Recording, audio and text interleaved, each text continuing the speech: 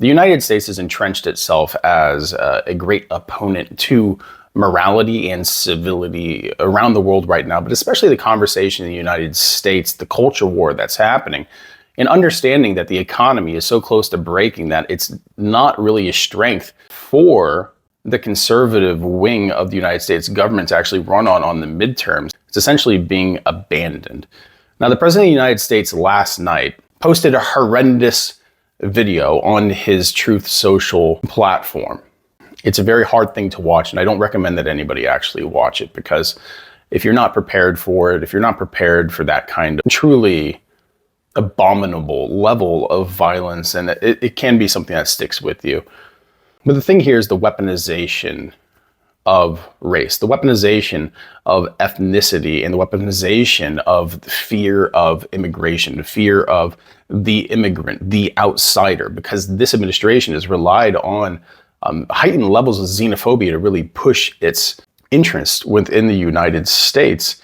And immigration was really the top policy that brought this regime into power. But in the video itself, it is apparently a refugee from Haiti who violently attacked a woman, leading to her death. It's a very hard thing to watch. But the post itself, like I said, this frames this as a national problem. It paints the picture of a specific group of people in the United States who are villainous, who are dangerous, who should be feared. And more than that, well, we need to crack down on them, so they should all be deported and sent back to the primitive wasteland from which they came. It's a grotesque spectacle, but it's a spectacle that this administration truly relies on to keep its power. This is an administration that is held up by a framework of fear. As I've said, and I will continue to say, the whole MAGA movement is something that is created off of fear, not the pursuit of any enlightened ideals, not the pursuit of anything that's actually good for the world, just good for the interest of Wall Street, good for the interest of specific individuals within the United States, but not the nation as a whole.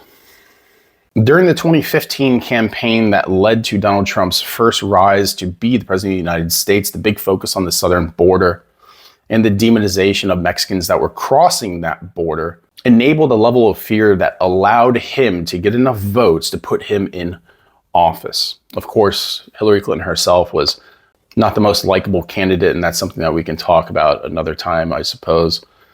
But let's read the post real quick from Donald Trump.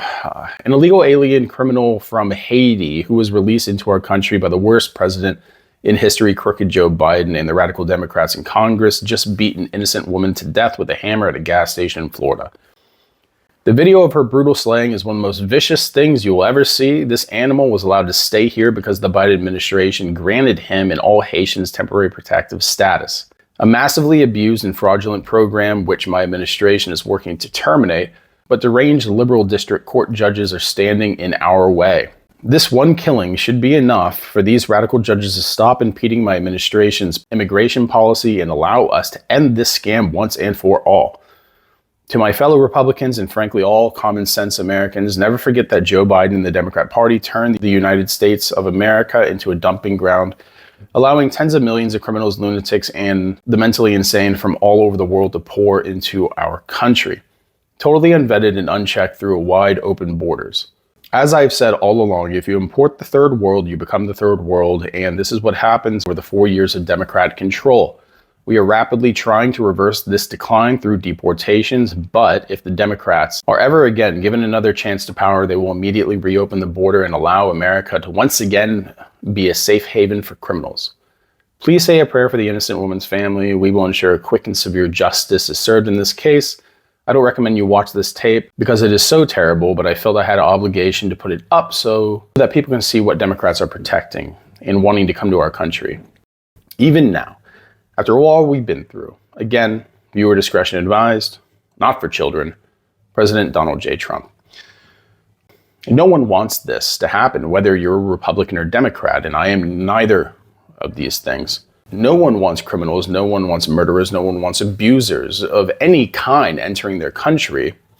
Even if you see it as a sign of compassion, it's just against logic and rationale to import that kind of monstrosity into your country. But to take an individual example and apply that to millions of people is a great mistake. It's demonization, it's scapegoating, and throughout history, that kind of scapegoating is incredibly effective. The thing is, what we're seeing here and what we need to zoom out and understand beyond the obvious propaganda is that this is in fact propaganda. This is a horrible event, yes.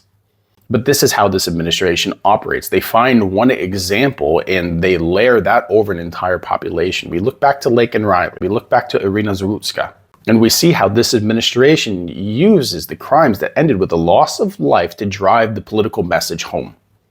Never let an atrocity go to waste. That is the modus operandi of this administration. And it's a terrible thing. And of course, it's something well known throughout political history, for both sides really are going to take advantage of any kind of tragedy.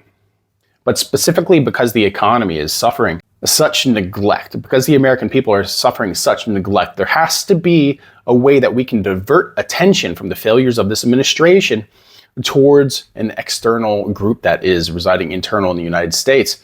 Now, the Haitian population has always been a sore spot for this administration's immigration policy. We all remember the arguments they're making. As someone who's in Ohio, the Haitian community in Springfield, Ohio, they eat the dogs, they eat the cats, things that were false claims that were proven to be false, but still, I imagine they're going to be repeated soon, whether that be in memes or whether it be by the president himself. The thing is, we need to focus on what this administration has actually been doing in the 1 year that it has been in power. That has decimated the national economy, shifting all wealth to the rich, ruined local economies, and we have lost more than 1 million jobs at this point as unemployment continues to go up. Inflationary pressures on households all throughout the United States because of the damage that our foreign policy has done with our relationships with our allies, leading them to dump all the treasuries that they hold, hurting our currency's value. While at the same time, Americans are faced to pay for tariffs on pretty much everything. Inflation rate, they're talking about being 4 to 5%, but in all reality, we're looking at double-digit inflation by the end of this year, and there has to be a way to direct the public's attention somewhere else. This administration is really proving itself to be a massive threat to the United States of America at this point, whether that be the destruction of our alliances, our trade relations, using up all of our military resources, and completely imploding the trust between the public and the government. There's no road that the U.S. is going down right now that is good for the American people, and an abrupt change needs to happen. While I'm not a supporter of the Democrats, I don't like corporate Democrats. I think that they all kind of work for the same people. Everyone knows that at this point, but there has to be a way to actually stop what is happening in the United States. And if you're going to call Article 25 to get the president out, I think that that's going to be a failure. That's going to be a failure. And that failure to actually enact Article 25 is going to lead the people to be more apathetic than they already are. And through the public's apathy, you see this administration capitalize on the lack of opposition. That's why it's so important for the grassroots politicians that are coming out right now to really rise to power and get rid of some of the more corporate Democrats that are in power, and hopefully that can make a change. But again, that's simply hope. And hope in this world does feel a bit fruitless, because those who shouldn't have power have taken power. And taking power away from wannabe tyrants and dictators is something that's very hard to do. But let me know what you think in the comments section. Food for thought as always. Take care.